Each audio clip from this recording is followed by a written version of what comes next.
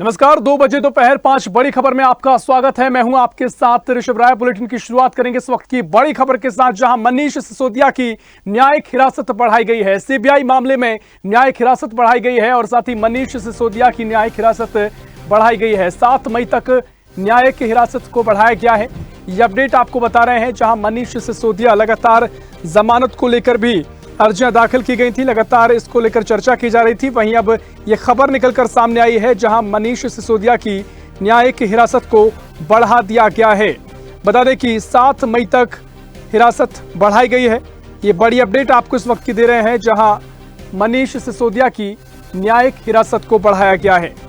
ये अपडेट आपको दे रहे हैं, जहां मनीष सिसोदिया की न्यायिक हिरासत को बढ़ाया गया है और साथ ही 7 मई तक ये हिरासत में और रहेंगे मनीष सिसोदिया। सीबीआई मामले में न्यायिक हिरासत मनीष सिसोदिया की बढ़ाई गई है।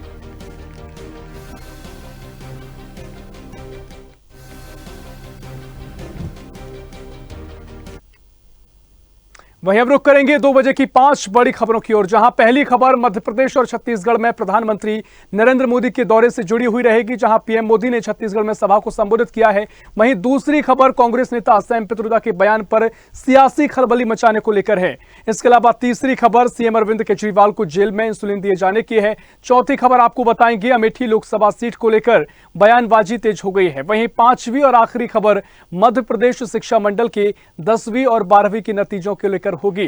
तो ये अपडेट आपको दे रहे हैं और 5 बड़ी खबरें दोपहर 2 बजे की, जहां पहली खबर में पीएम मोदी का मध्य प्रदेश छत्तीसगढ़ दौरा है। दूसरा कांग्रेस का नेता सैम पित्रोदा का बयान है, जिसको लेकर सियासी घमासान मचा हुआ है। तीसरी खबर अरविंद केजरीवाल को इंसुलिन पर आर पार की है। चौथी खबर हाई प्रोफाइल सीट अमेठी और रायबरेली को लेकर लगातार बयानबाजी तेज हो गई है। और 5वीं खबर आपको बताएंगे, जहां मध्य प्रदेश में 10वीं 12वीं के नतीजे आज शाम तक आएंगे, जिसको लेकर तमाम अपडेट्स आपसे साझा करेंगे।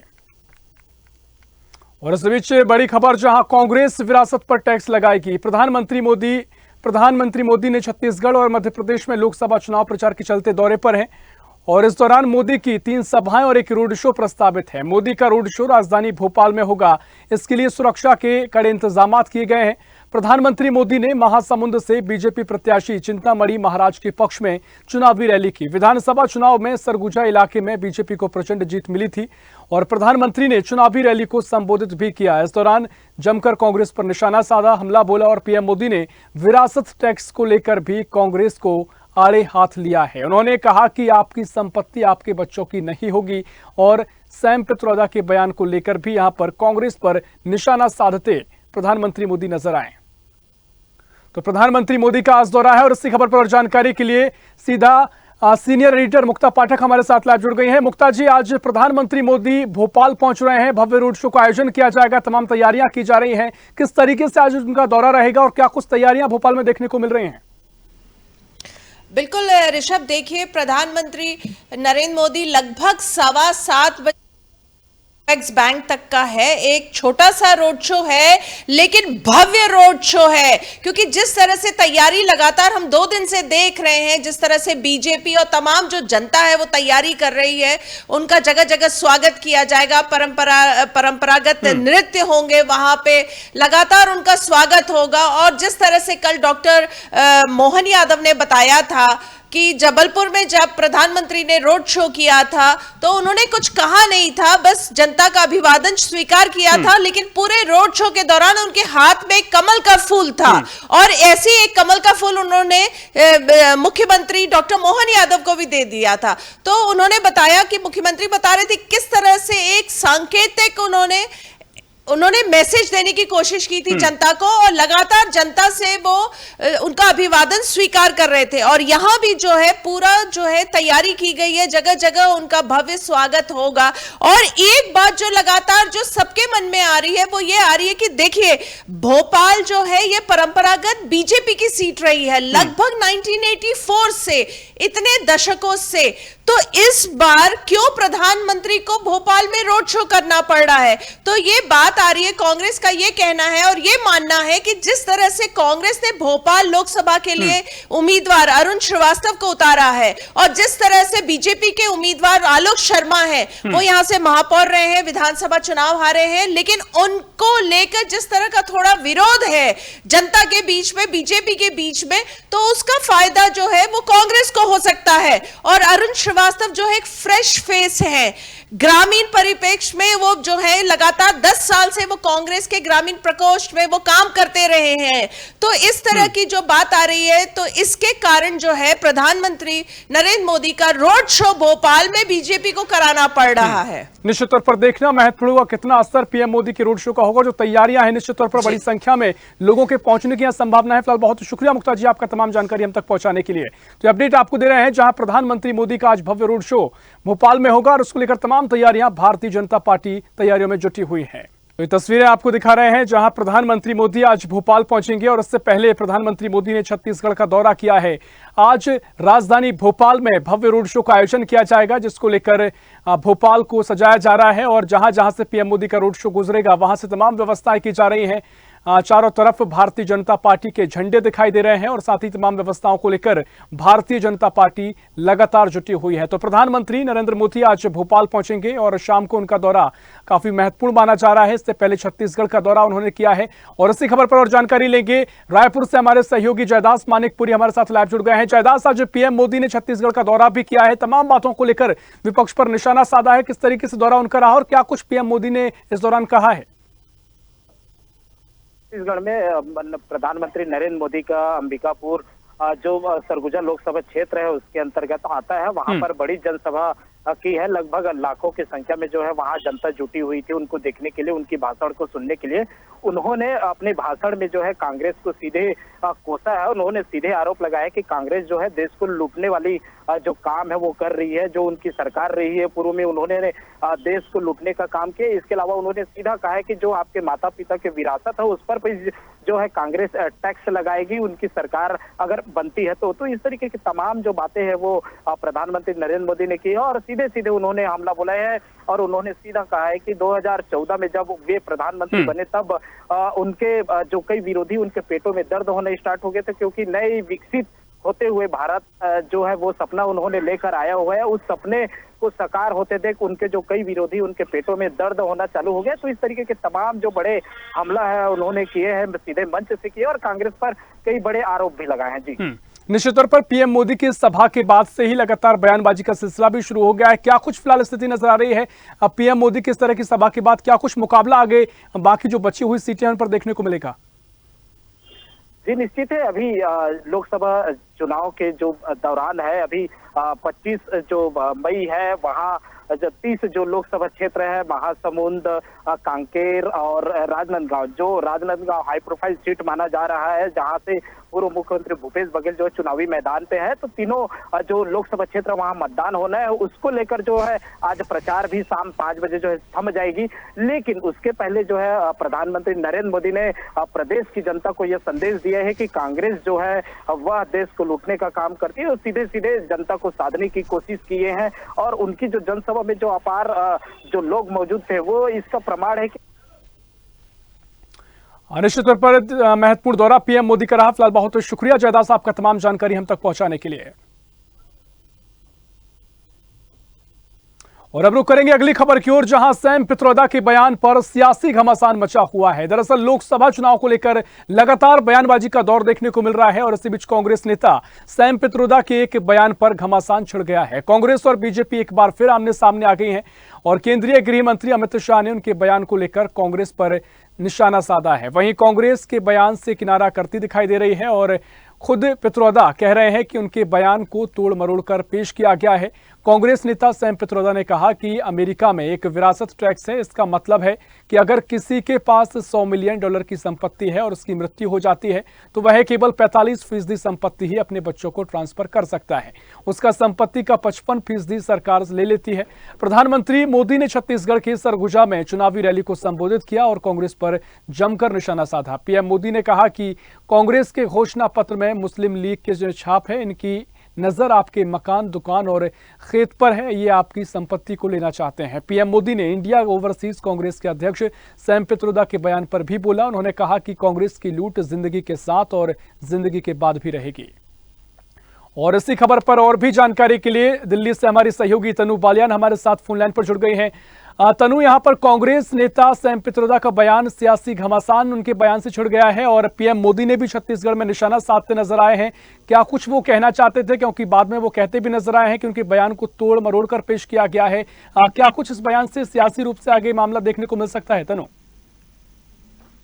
जी बिल्कुल ऋषभ, मैं आपको बता दूं कि लोकसभा चुनाव के बीच जो है अब संपत्ति बंटवारे पर ये जो घमासान है वो अब मच गया है और इसमें भी अब नया मोड़ जो है वो सामने आ गया है। मैं आपको थोड़ा विस्तार से बताऊं तो जो कांग्रेस नेता है राहुल गांधी, तो उन्होंने पिछले दिनों एक चुनावी रैली की थी ऋषभ, जिसमें उन्होंने ये बात कही थी कि अगर चुनाव के बाद कांग्रेस पार्टी सत्ता में आएगी तो एक सर्वे कराया जाएगा और उस सर्वे से ये पता लगाया जाएगा कि किसके पास कितनी संपत्ति है। और वहीं राहुल के इस बयान के बारे में जब सैम पित्रोदा से पूछा गया तो उन्होंने ये बात कही कि अमेरिका में लगने वाले विरासत टैक्स का उन्होंने फिर जिक्र किया और उन्होंने ये बात कही कि ये बहुत ही रोचक कानून है और इसके तहत एक प्रावधान है कि अगर आपने अपने जीवन में खूब संपत्ति बनाई है, लाखों करोड़ों की संपत्ति बनाई है और आपके जाने के बाद अगर आपको अपनी संपत्ति जनता के लिए छोड़नी चाहिए, बल्कि पूरी संपत्ति नहीं बल्कि आधी, जो मुझे सही लगता है, ऐसा उन्होंने कहा था ऋषभ। अगर किसी शख्स के पास मान लिया जाए कि 10 करोड़ डॉलर की संपत्ति है, तो उनके मरने के बाद जो 45% संपत्ति है उनके बच्चों को ट्रांसफर हो जाए और जो 55% संपत्ति है वो सरकार का मालिकाना हक हो जाता है। साथ ही उन्होंने ये बात भी कही ऋषभ कि लेकिन भारत में ऐसा कोई कानून नहीं है। यहाँ अगर किसी के पास 10 अरब रुपए की संपत्ति है तो उसके मरने के बाद उनके बच्चों को सारी की सारी संपत्ति मिल जाती है और जनता के लिए कुछ भी नहीं बचता है। तो सैम पित्रोदा ने ये बात कही कि उन्हें ऐसा लगता है कि इस तरह के मुद्दों पर लोगों को चर्चा करनी चाहिए। मुझे पता है कि इस चर्चा का क्या निचोड़ निकलेगा या क्या निचोड़ नहीं निकलेगा, लेकिन नई नीतियों और नए प्रोग्राम की बात वो कर रहे थे जो लोगों के हित में हो, ना कि सिर्फ अमीरों के हित में हो। और वही ऋषभ, अब इस पर जो है वो घमासान छिड़ गया है। जो बीजेपी है उसने इसको मुद्दा बना लिया और कांग्रेस को लगातार जो है वो घेरा जा रहा है। वही केंद्रीय गृह मंत्री जो है अमित शाह, उन्होंने भी ये बात कही है कि कांग्रेस पार्टी अब पूरी तरह से जो है वो बेनकाब हो गई है। सबसे पहले उन्होंने घोषणा पत्र में सर्वे का जिक्र किया था। वही मनमोहन सिंह का जो पुराना बयान है, जो कांग्रेस की विरासत है कि देश की जो सारे संसाधन है उन पर पहला अधिकार अल्पसंख्यकों का है, तो लगातार जो है वो कांग्रेस पार्टी को घेरा जा रहा है। वही जयराम रमेश जो है उन्होंने भी अपना स्पष्टीकरण जो है ऋषभ वो ट्विटर पर शेयर किया है और उन्होंने ट्वीट करते हुए ये कहा है कि सैम पित्रोदा दुनिया भर में कई लोगों के मेंटर, दोस्तों और गाइड रहे हैं, तो इनमें मैं भी शामिल हूँ। उन्होंने देश में विकास के जो अहम योगदान है वो दिए हैं। तो इंडियन ओवरसीज कांग्रेस के अध्यक्ष हैं, वो खुलकर अपनी जो है राय रखते हैं। निश्चित तौर पर इस पर तनु सियासत भी गरमाई है और देखना महत्वपूर्ण होगा क्या कुछ नफा नुकसान इससे देखने को मिलेगा। फिलहाल बहुत शुक्रिया तनु आपका तमाम जानकारी में साझा करने के लिए। रुख करेंगे अगली खबर की ओर, जहां दिल्ली के सीएम अरविंद केजरीवाल को लेकर लगातार बयानबाजी का दौर जारी है और सियासत का गलियारा भी गरमाया हुआ है। बता दें कि तिहाड़ जेल में बंद अरविंद केजरीवाल को ब्लड शुगर बढ़ने पर इंसुलिन दी गई थी। डॉक्टर्स की सलाह के मुताबिक केजरीवाल की ब्लड शुगर कंट्रोल करने के लिए इंसुलिन का एक शॉट दिया गया था और ब्लड शुगर का इस लेवल तक लगातार हाई रहने के मरीज के किडनी और लंग्स को नुकसान पहुंच सकता है। आम आदमी पार्टी ने जेल में बंद अरविंद केजरीवाल को 23 दिन तक इंसुलिन नहीं देने पर सवाल उठाए हैं और साथ ही इसको लेकर कई सवाल जवाब देखने को मिले हैं। आम आदमी पार्टी ने आरोप लगाया कि अरविंद केजरीवाल की स्वास्थ्य से खिलवाड़ किया जा रहा है। भाजपा की केंद्र सरकार ने साजिश कर केजरीवाल को गिरफ्तार कराकर जेल पहुंचा दिया और ऐसे में स्वास्थ्य को लेकर भी तमाम सवाल अब आम आदमी पार्टी उठाती नजर आई है। तो जेल में केजरीवाल को इंसुलिन दिया गया, इसको लेकर अब आम आदमी पार्टी ने लगातार कई सवाल उठाए हैं। 23 दिन तक इंसुलिन ना देने को लेकर आम आदमी पार्टी सवाल उठा रही है और इसी खबर पर और जानकारी लेंगे। दिल्ली से हमारी सहयोगी तनु बालियान हमारे साथ लगातार फोन लाइन पर जुड़ी हुई है। तनु, अरविंद केजरीवाल के जेल में रहने पर अब लगातार सियासत भी गर्माती जा रही है। आम आदमी पार्टी का कहना है कि उनके स्वास्थ्य के साथ खिलवाड़ किया जा रहा है। क्या कुछ तर्क आम आदमी पार्टी ने दिए हैं और क्या कुछ सियासत गरमाई हुई दिखाई दे रही है? जी बिल्कुल ऋषभ, अगर बीते दिनों की बात करें तो जिस तरीके से दिल्ली का जो पारा है वो हाई है, उसी की तरह जो अब सियासत है वो भी पूरी तरीके से गरमाई हुई है। और वहीं तिहाड़ जेल में अरविंद केजरीवाल बंद है और लगातार उनका ब्लड शुगर जो है वो हाई है। और डॉक्टरों की सलाह के अनुसार ही जो केजरीवाल का जो ब्लड शुगर है वो कंट्रोल करने के लिए उन्हें इंसुलिन का एक शॉट भी दिया गया था। और इंसुलिन देने के बाद भी जो केजरीवाल की जो शुगर है वो 250-320 तक ऋषभ पहुंच रही है। तो ऐसे में आम आदमी पार्टी जो है वो लगातार आरोप भी लगा रही है। हमने देखा कि तिहाड़ जेल के बाहर जो आप नेता है, मंत्री है, उन्होंने प्रदर्शन किया था इंसुलिन लेकर। आतिशी भी वहां मौजूद थी। उनका कहना यह था कि अगर जो दिल्ली के मुख्यमंत्री है उनको इंसुलिन अगर जेल प्रशासन नहीं प्रोवाइड करवा पा रहा है तो हम निश्चित तौर पर सियासत जरूर उस पर गरमाई है, देखना महत्वपूर्ण होगा क्या कुछ तस्वीर आगे नजर आएगी। फिलहाल बहुत शुक्रिया आपका तमाम जानकारी हम तक पहुंचाने के लिए। रुक करेंगे अगली खबर की ओर, जहां केंद्रीय मंत्री स्मृति ईरानी के बयान पर कांग्रेस के वरिष्ठ नेता ने पलटवार किया है। उन्होंने कहा कि राजीव गांधी, सोनिया गांधी और राहुल गांधी ने कड़ी मेहनत से अमेठी को सजाया था, लोगों को रोजगार दिए थे, लेकिन स्मृति ईरानी ऐसी सांसद निकली जिनके कार्यकाल में रोजगार देने वाली फैक्ट्रियां बंद हो गई। पहले वो उनके बारे में बात करें और उनके कागजात दिखाएं, स्मृति ईरानी बात को ना छिपाएं। ऐसे में कांग्रेस ने स्मृति ईरानी पर जमकर निशाना साधा है। तो लगातार उत्तर प्रदेश की हाई प्रोफाइल सीट पर बयानबाजी का दौर जारी है। केंद्रीय मंत्री स्मृति ईरानी का बयान था जिसको लेकर अब पलटवार कांग्रेस ने किया है। कांग्रेस के प्रमोद तिवारी ने पलटवार किया है। गांधी परिवार ने अमेठी को सजाया था और ऐसे में स्मृति ईरानी की जब सांसदी रही तो कई फैक्ट्रियां बंद हुई जिससे लोगों का रोजगार छिन गया। ऐसे तमाम आरोप यहां पर कांग्रेस लगा रही है। और इसी खबर पर जानकारी के लिए अमेठी से हमारे सहयोगी आदित्य मिश्रा और भी जानकारी के लिए फोन लाइन पर जुड़ गए हैं। आदित्य, अमेठी में, रायबरेली में लगातार अब सियासी बयानबाजी का दौर देखने को मिल रहा है। जिस तरीके से स्मृति ईरानी के बयान के बाद कांग्रेस ने पलटवार किया है, रोजगार पर सवाल उठाए हैं, कई फैक्ट्रियां बंद करने की बात कांग्रेस स्मृति ईरानी के कार्यकाल में कहने की बात कह रही है। क्या कुछ फिलहाल बयानबाजी देखने को मिल रही है आदित्य?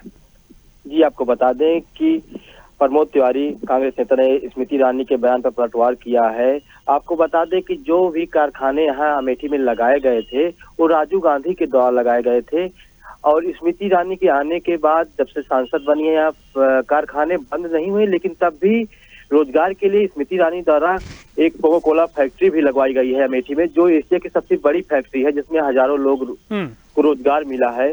और अमेठी में लगातार चुनाव को लेकर बयानबाजी हो रही है और पक्ष विपक्ष दोनों अपना अपना बयान दे रहे हैं। निश्चित तौर पर जिस तरीके से कांग्रेस ने पलटवार किया है देखना महत्वपूर्ण होगा क्या कुछ सियासी रूप से तस्वीर नजर आएगी। फिलहाल बहुत शुक्रिया आदित्य आपका तमाम जानकारी हम तक पहुंचाने के लिए। रुक करेंगे अगली खबर की ओर, जहां एमपी बोर्ड की 10वीं 12वीं परीक्षा का रिजल्ट आज शाम 4 बजे घोषित किया जाएगा और बोर्ड पिछले 1.5 महीने से रिजल्ट्स को लेकर तैयारियों में जुटा हुआ है। मध्य प्रदेश में 10वीं बोर्ड परीक्षा 5 फरवरी और 12वीं बोर्ड परीक्षा 6 फरवरी से शुरू हुई थी। माध्यमिक शिक्षा मंडल द्वारा आयोजित इस परीक्षा में 9,92,101 छात्र और 7,48,238 छात्राएं शामिल हुए। प्रदेश भर में कुल 7,501 परीक्षा केंद्र बनाए गए थे। इस बार भी दोनों कक्षाओं का परिणाम एक के साथ ही घोषित किया जाएगा और इस बार भी विद्यार्थियों की मेधावी सूची जारी की जाएगी।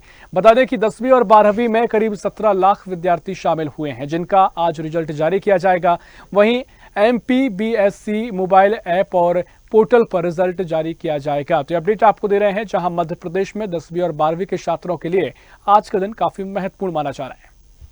तो शिक्षा मंडल 10वीं 12वीं का रिजल्ट आज जारी करेगा। 10वीं 12वीं में करीब 17 लाख विद्यार्थी शामिल हैं और MPBSC मोबाइल ऐप पोर्टल पर भी रिजल्ट को देखा जा सकता है। माध्यमिक शिक्षा मंडल का आज परीक्षा परिणाम जारी होने जा रहे हैं। तो बता दें कि 10वीं और 12वीं के माध्यमिक शिक्षा मंडल के परिणाम आज जारी होने जा रहे हैं और MPBSC ऐप पोर्टल पर भी इस परिणाम को देखा जा सकता है और तकरीबन 10वीं 12वीं के 17 लाख से ज्यादा विद्यार्थी इस बार परीक्षा में शामिल होना बताया गया है जिनका रिजल्ट देखने को मिलेगा और आज शाम 4 बजे के बाद ये रिजल्ट आप देख सकेंगे। तो अपडेट आपको दे रहे हैं जहां आज मध्य प्रदेश में छात्रों के लिए काफी महत्वपूर्ण दिन, जहां शिक्षा मंडल का आज रिजल्ट जारी होगा और 10वीं 12वीं का रिजल्ट जारी किया जाएगा। बता दें कि 10वीं 12वीं में इस बार करीब 17 लाख विद्यार्थी शामिल हैं जिनका result MPBSC mobile app portal पर देखा जा सकता है। और इसी खबर पर और जानकारी लेंगे न्यूज़ एट डिजिटल अनिरुद्ध सोनोनी हमारे साथ लाइव जुड़ गए हैं। अनिरुद्ध जी, आज मध्य प्रदेश के छात्रों का काफी महत्वपूर्ण दिन है। आज परीक्षा परिणाम आ रहे हैं। 10वीं 12वीं के जो माध्यमिक शिक्षा मंडल के छात्र हैं उनके परिणाम जारी किए जाएंगे। क्या कुछ तैयारी इस दौरान बोर्ड की है और क्या कुछ समय दिया गया है जब रिजल्ट जारी होगा? अनिरुद्ध जी, देखिए, आज मध्य प्रदेश माध्यमिक शिक्षा मंडल यानी एमपी बोर्ड से जुड़े जो 10th और 12th के स्कूल से, भले से वो प्राइवेट स्कूल हो या सरकारी स्कूल है, उनका रिजल्ट जारी किया जाएगा और 4 बजे भोपाल में ये रिजल्ट जारी होगा। चूंकि चुनाव की आचार संहिता लगी है तो कोई नेता या मंत्री तो इसमें शामिल नहीं होंगे, लेकिन माध्यमिक शिक्षा मंडल के और स्कूल शिक्षा विभाग के अधिकारी ये रिजल्ट जारी करेंगे। और रिजल्ट एमपी बोर्ड की वेबसाइट के साथ मोबाइल ऐप्स पे और कई अन्य वेबसाइट पे भी मौजूद रहेगा। और इस बार 10th और 12th की एग्ज़ाम की बात करें तो 17 लाख से ज़्यादा विद्यार्थियों ने ये एग्ज़ाम दी थी। पिछले साल भी रिज़ल्ट 60% से ऊपर ही रहा था और इस बार से संभावना की व्यक्त की जा रही है कि इस बार भी रिज़ल्ट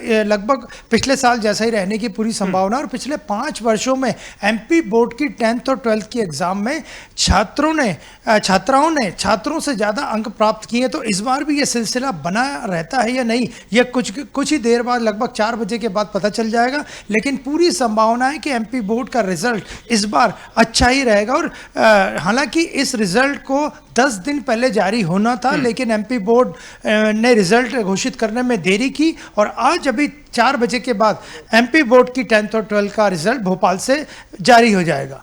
निश्चित तौर पर जो छात्र हैं उनकी धड़कनें निश्चित तौर पर तेज हुई हैं और आज का दिन काफी महत्वपूर्ण उनके लिए है। फिलहाल बहुत शुक्रिया अनुज जी आपका तमाम जानकारी हम तक पहुंचाने के लिए। तो आज का काफी महत्वपूर्ण दिन है। ये 5 बड़ी खबरें थी जहां पर सियासी रूप से भी बयानबाजी का दौर देखने को मिल रहा है। पीएम मोदी लगातार सक्रिय हैं और यहां पर उनके तेवर अलग ही नजर आ रहे हैं, जहां पर कांग्रेस पर जमकर निशाना साधते भी नजर आए हैं। और भी तमाम ये खबरें थी। फिलहाल के लिए 2 बजे दोपहर 5 बड़ी खबर में इतना ही। देश दुनिया की और भी खबरों के लिए देखते रहिए स्वदेश न्यूज, सबसे पहले देश।